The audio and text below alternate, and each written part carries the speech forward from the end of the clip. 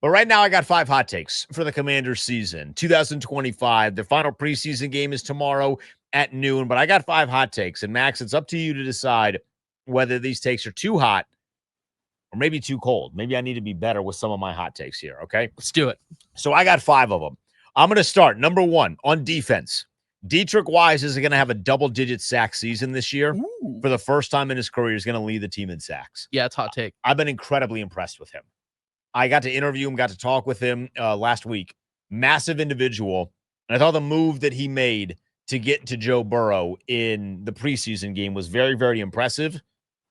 If Dante Fowler could get 10 sacks last year, I don't think it's out of the realm of possibility that Dietrich Wise, he's never done it, but I don't think it's out of the realm of possibility that Dietrich Wise can get double-digit sacks this year for the first time in his career. So I think Dietrich Wise is going to lead this team in sacks. I don't see anybody else that can unless you're super high on Dorrance Armstrong. Like him, not super high on him. I think Dietrich Wise is going to be that guy. I think he gets double-digit sacks. You say that's hot. Yeah, that's hot. If he's he's never done it before, and he's been in the league since 2017, so he's going into what, year 9 now? Or year 9. 8? Yeah, 8 or 9, something like that. Math is tough. Math is hard, especially when it's right in front of me. But yeah, he's never had more than 7.5 sacks in a season, so this would be a pretty big bump for him, just percentage-wise. Yeah, hot take. I like it. To be clear, Dante Fowler had only done it once before in his NFL career. That's when he was playing in Los Angeles, but he also happened to be, having Aaron Donald there on the defensive line. So that certainly helps. Came to Washington without Aaron Donald and still was able to go over double digits. So that's hot take number 1. Hot take number 2. Jayden Daniels is going to become the first player in NFL history to throw for 3,500 yards and rush for 1,000 yards in a season. Mind you, 3 quarterbacks have rushed for 1,000 yards in a season. Lamar Jackson did it in 2019. That was his MVP year, but he only had 3,100 yards, 3,127 yards in 2019. Michael Vick was the first player to do it all the way back in 2006. And then hilariously, Justin Fields did it with Chicago in year number 2. My jaw hit the floor. I knew he did it. I knew he had done it, but it was like a reminder when you Google how many quarterbacks have run for this amount of yards and like Justin Fields pops up. But Jayden Daniels is going to become the first player in NFL history to pass for 3,500 yards and rush for 1,000 yards in a single season. I don't want to call it hot. I do want to call it warm, though, because I could definitely see it coming to fruition. And Justin Fields being on that list it's kind of a jump scare. I mean, yeah, it's very funny.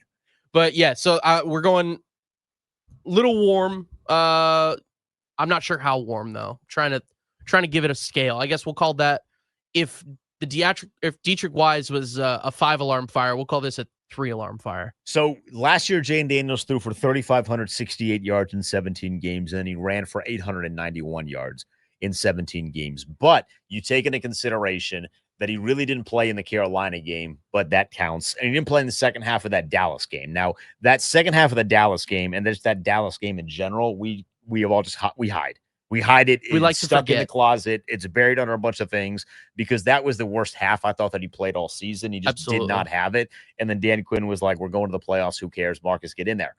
So that's kind of like hidden in the closet a little bit.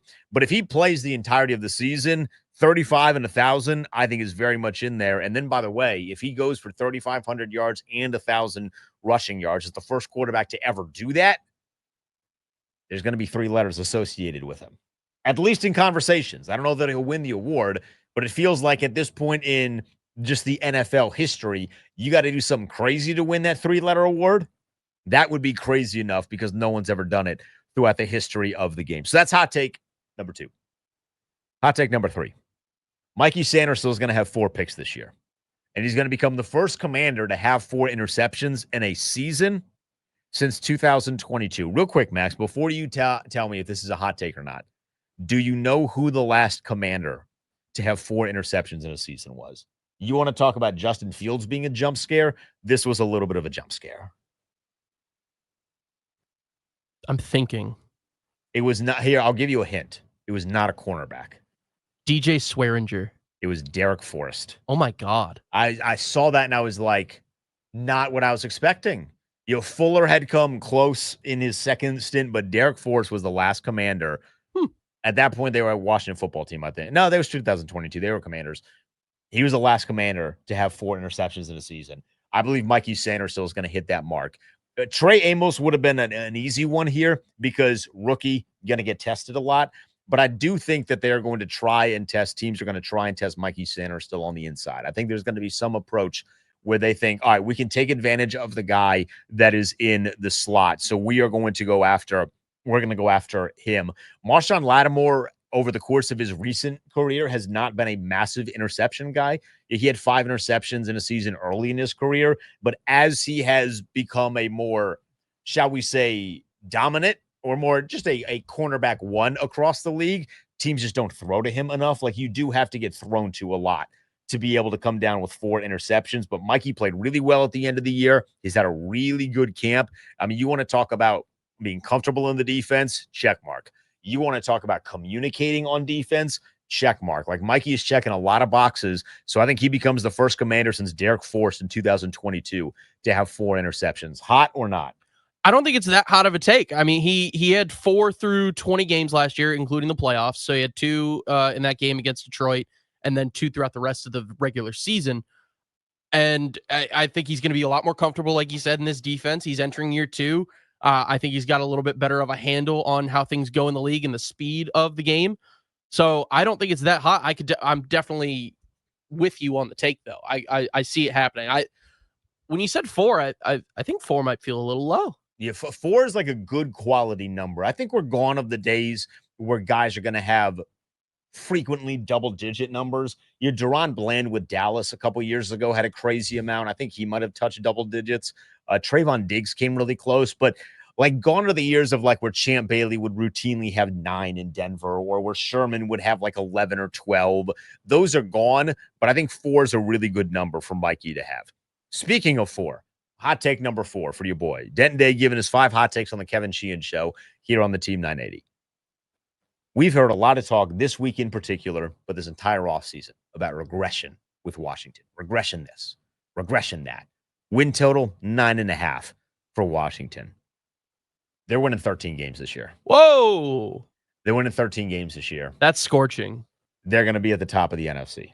They're going to be their first or second seed in the NFC. They're winning 13 games this year. You say it's scorching. Yeah. I mean, I'm one of those people who is expecting a regression, just because when you look at kind of how the season's laid out, the schedule's a lot tougher. The teams you're playing are a lot tougher, a lot more difficult. The defenses, the quarterbacks, like all of it. I see the regression coming. Like, I think 10 wins is a solid season. 9 wins is not going to get you in the playoffs, but it would be, I don't want to call it a success because you're missing the playoffs, but it would still be like okay, we tried, things got tougher, and we retool for next year. But 13 games, man. 13 games. There are 3.5 teams that scare me on this. On 3.5. 3.5. Let me hear them. So Philadelphia is one, okay, certainly. Kansas City is another, certainly. Yep. Detroit is one. The revenge beat them tour last year, but they didn't have Aiden Hutchinson. I think Aiden Hutchinson, for those that are interested, is my defensive player of the year this year. I think he is going to go crazy. Comeback player of the year too? Detroit. Yeah, comeback player of the year too. And then Denver's like kind of in the middle. I'm like, I don't really know how I feel about Denver that much. I do fear Denver a little bit. I fear Denver's defense more than I do Bo Nix in the offense, but Bo he was pretty good last year, and he's been putting it together. He was pretty good last year, but I don't think that he is going to take a step up the way that I think Jayden Daniels is going to take a step up. And if he does achieve my other hot take, these are kind of linked together, if that wasn't clear. If he does achieve the other hot take that I gave for him, 3,500 yards and 1,000 rushing yards, first time in NFL history that a quarterback does that, I find it hard to believe that they punt the ball a lot.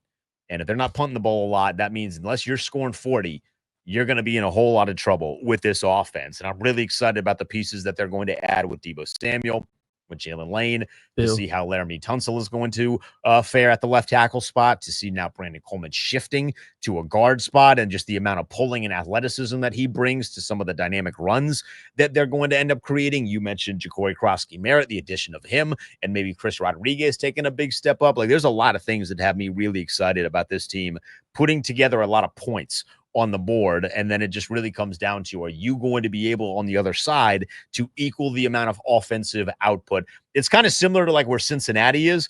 but the defense is better than what Cincinnati's is, because every defense is better than what Cincinnati's is. You could go to Bullis High School and find a better defense than Cincinnati. I could go to Freedom High School in South Riding and find a better defense than what Cincinnati's putting out there. They're just a bunch of hot garbage.